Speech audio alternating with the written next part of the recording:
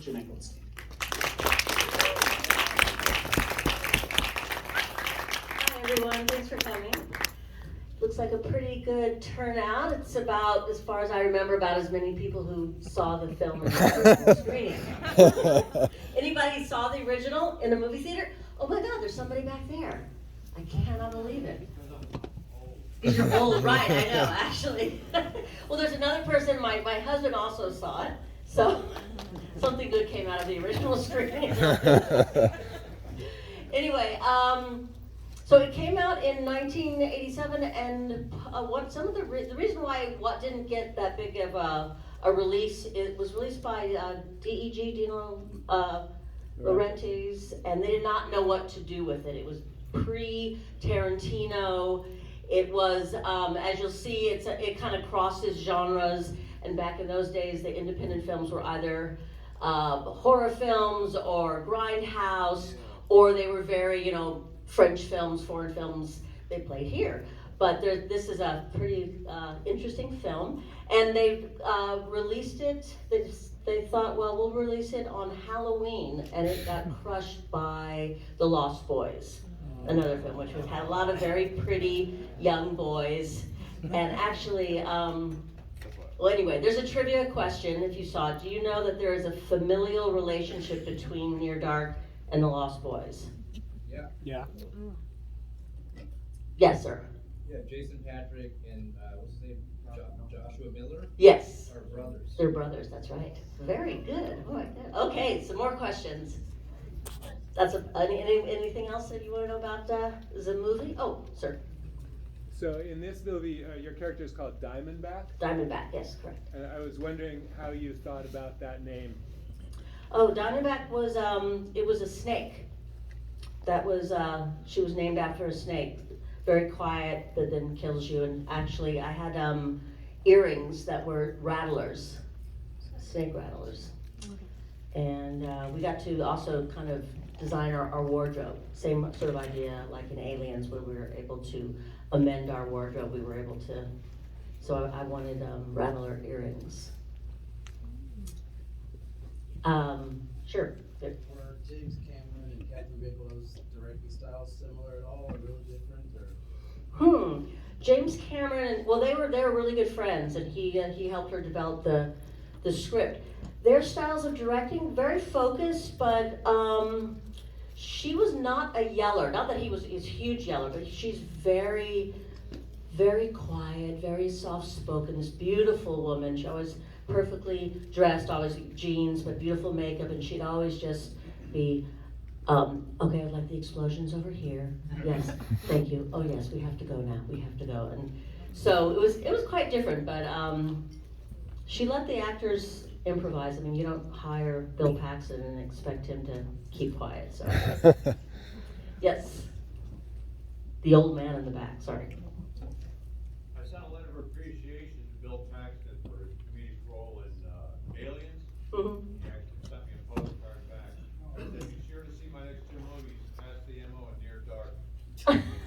Oh my God! Really? He mailed it to me from Marina Del Rey to Connecticut. Oh wow. He was just a sweetheart.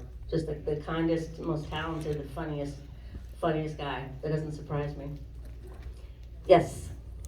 Do you remember it being what do you remember about the shoot? Do you remember it being fun, or do you remember it being difficult? It was pretty difficult. I mean, it was all nights. It was I forget how many weeks. It was all nights, and we would some of it we were outside of Tempe, Arizona. It was very cold. It was shot in the fall and the winter, or we were up in out in the high desert. But it was pretty intense. It was, the six of us just living together in the truck stop, and all of the guns and the squibs, and by the end we were really sick of each other. But it worked very well because we were a family that had been on a eternal road trip. So, yes. Yeah, actually, kind of related to that. Obviously, your character and Bill and Lance's character have a history, long history. Mhm. I'm just curious, how much of that had been worked out ahead of time with Catherine and the writer Eric, or how much of that did you bring to that story? How much of it, I guess, was Well, it was Well, it was interesting because we were cast sort of unbeknownst to each other. She had selected certain actors she wanted to see in audition. And at that point, we were socializing with each other, but we hadn't mentioned when we would go out, like we'd say, oh, so what are you reading for? Oh, I'm reading for this.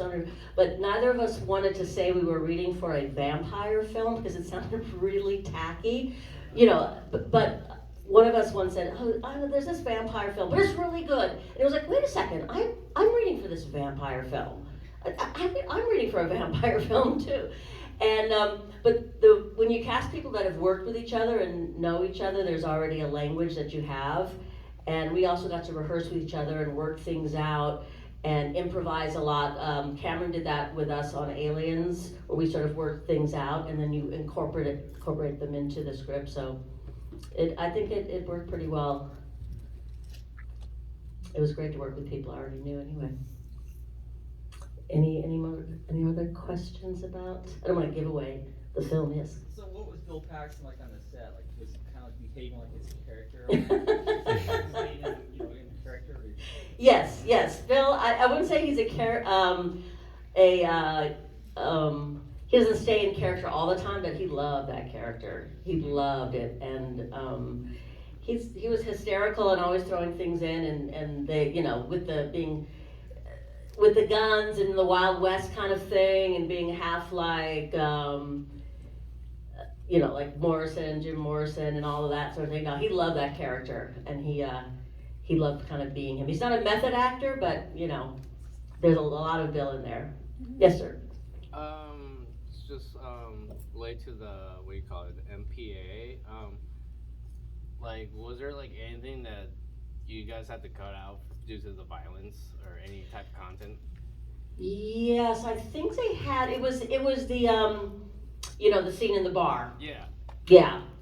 There was a lot shot because Bill would improvise and do a lot of takes, and there was stuff. Yeah, there was something in there that had to be cut out. That had to do with Bill and the unfortunate biker. So, yeah. Yes. What was your favorite memory or favorite thing about making this film? Oh my God.